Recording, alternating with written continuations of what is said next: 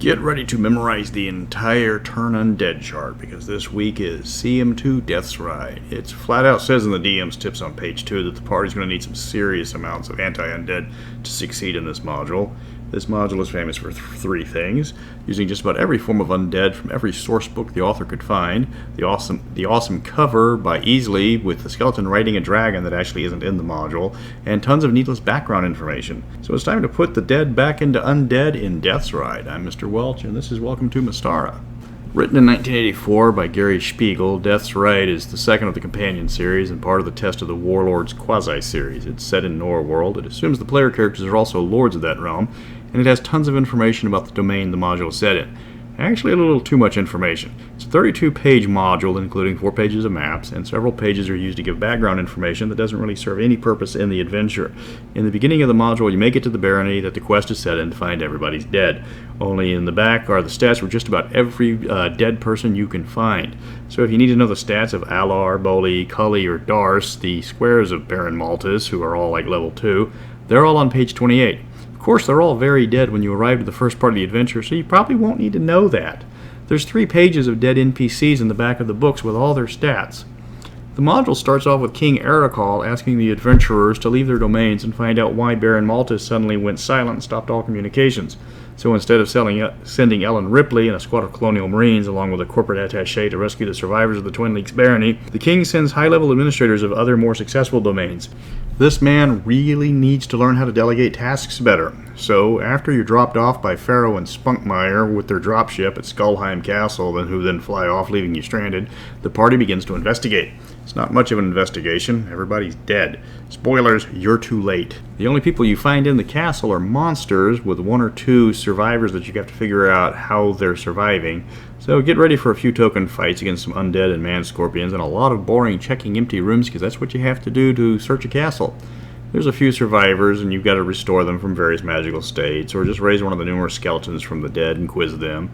Either way, you get told that there's 3 bad guys that did this: a dragon, a cleric, and a magic user. You're going to have to deal with all of them so you can find out what they're trying to accomplish. You also have to get the Hammer of Life to destroy the Death Stone, and the first suspect you're given is the dragon on the cover. So questing caps on, we're going adventuring! Finding the dragon isn't hard. There's a large number of terrified peasants on the road that will tell you where he's roaming around. He's not exactly hiding. It's not much of a mystery. You're going to notice a growing black cloud overhead in this module. It's called the Death Cloud, and it's just above the barony, and it's your stock deadly cloud like in Castle Amber or Ravenloft. Enter the cloud and you choke to death. So by this time the party is experienced enough to automatically know dark clouds in adventure modules are always cursed, deadly, and just there to force the plot along. So you follow the dragon to his island, and it's another dungeon. It's a pretty short dungeon. There's not even 10 rooms, and this is where the cover controversy begins. On the cover there is a skeleton warrior riding a dragon over a lake of fire. There's no skeleton warrior worth mentioning in this book. There's no lake of fire in this book. You're certainly not going to fight a skeleton warrior riding a dragon. So here's your chance to fix this, Dungeon Masters. The last room you find in the dragon is his lairs, and he's sitting there on his pile of gold ready to fight to the death. Only if you're the DM, don't put the dragon there.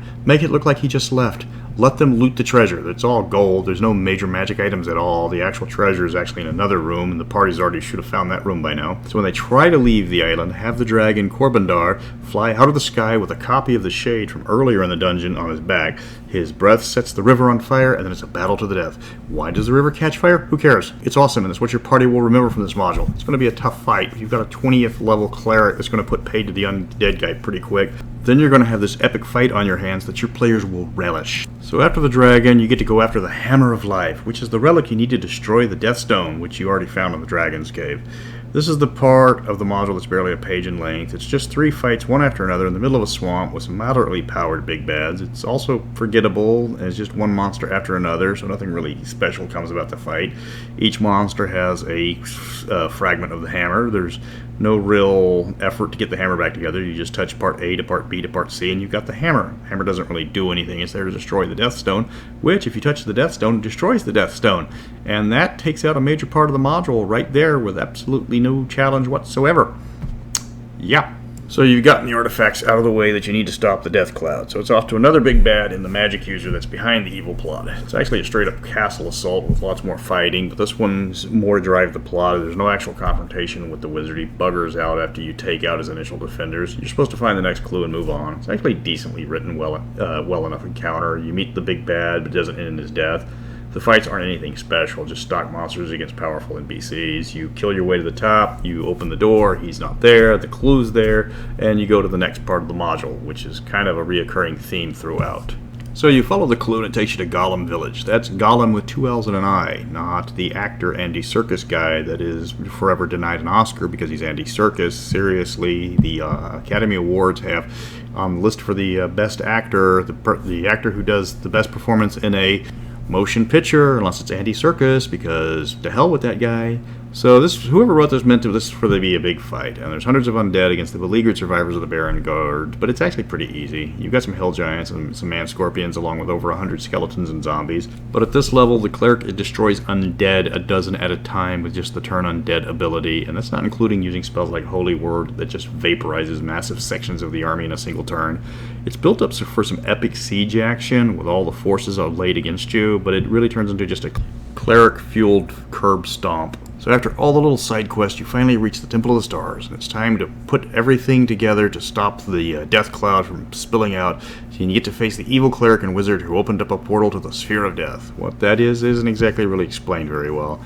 Best I got, it's a portal to the negative energy plane, or maybe the plane of shadows. This was done before the extra planar bits of Mystara were really explored, and even then, that's not the strength of the setting. They really didn't go into the outer planes that well.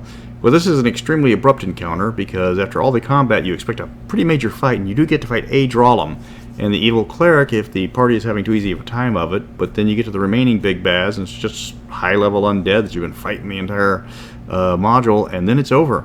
They don't really explain the motives of the big bads or what they were doing. You just go up to the portal, and you have already destroyed the Death Stone by now, and then you just cast the right spell, and that's it. And the game is over. The module is almost nothing but non sequitur battles. The plot tying each battle to the next is marginal. Kill boss A, find a note addressed to boss B with his mailing address conveniently at the top. Why are the dragon, cleric, and wizard all trying to open a portal to the Sphere of Death? The party never finds out, and the DM has to feed it to them if you want to explain it to them, but you have to force in the dialogue. Instead of taking the parts of the hammer's MacGuffin and splitting them between the big bads, they're easily just grouped in one single encounter with each one of the monsters you face in order having a different part of the hammer. It's not quite a sandbox, and it's not quite a railroad, but it's an amalgam of both. You can go wherever you like, but once you're there, the encounter is set in stone. Now, the module is very well known for its art. Jeff Easley did it, so it had better be good. Even with the internal art, he went all in. Is it enough to save the module from mediocrity? No. Was it enough to, back in the day, for people to scream, "Oh my god, it's a skeleton warrior riding a dragon over a lake of fire, it must be mine," and then just buy the whole module without finding out what it's about? Oh, you better believe it. 20 years ago, my boss over at Reaper, Ed Pugh, told me that good art will sell a bad game and bad art will condemn a good game. And this module is living proof of that. So getting the module is actually surprisingly easy. It was one of the larger print runs, and you can get a decent print quality module for about $20 online. It's not in demand, so it's not hard to find on the secondary market.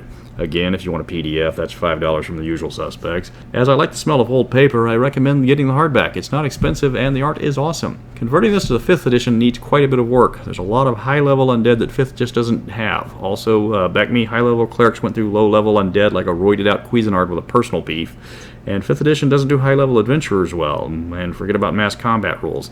So if you're going to have to play this module, you're going to have to fudge the siege, retweak the balance of the high-level fights that are just found all the way throughout the module. Now, that's Death's Ride. It's a middle-of-the-road adventure that talks a lot about what previously happened, but forgets to tell you what happens right now. It's got a lot of great art to distract from not a lot of story and just combat after combat. You got a few weeks for a high-level adventure, you can check it out, but there are better companion-level modules. Alright, so going to the next module, it's Tree of Life, a unique module where everyone is an elf, except for one possible exception in the party, which makes for a rather unique adventure as players have to deal with the restrictions from a lack of class diversity. So until next time, has Winona Ryder done any sci-fi out of Aliens 4?